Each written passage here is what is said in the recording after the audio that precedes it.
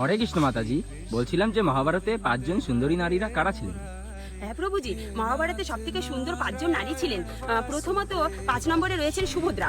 তিনি বলরাম এবং শ্রীকৃষ্ণের বোন ছিলেন। অর্জুন সুভদ্রার সৌন্দর্যে মুগ্ধ হয়ে তাকে বিয়ে করতে চেয়েছিলেন।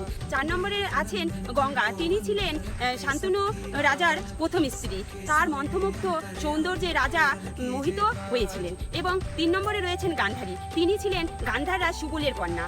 পরে তিনি অন্ধ ধৃতরাষ্ট্রকে বিবাহ করেছিলেন। তার স্বামী অন্ধ হওয়ার কারণে তিনিও কিন্তু চোখে কাপড় বেঁধে নিয়েছিলেন। 2 নম্বরে রয়েছেন কুন্তী। তিনি হস্তিনাপুরের রাজা পাণ্ডুর প্রথম স্ত্রী ছিলেন এবং তিনি পঞ্চপাণ্ডবের এবং কর্ণের মাতা ছিলেন। 1 নম্বরে ছিলেন দ্রৌপদী। মহাভারতের সুন্দরী নারীদের মধ্যে সব থেকে অনন্ত সুন্দরী হলেন পাঞ্চালী দ্রৌপদী। তাকে অর্জুন স্বয়ংবর সভা থেকে জয় করেছিলেন এবং তিনি হলেন শ্রীকৃষ্ণের সব থেকে প্রিয় সখা। হরে কৃষ্ণ।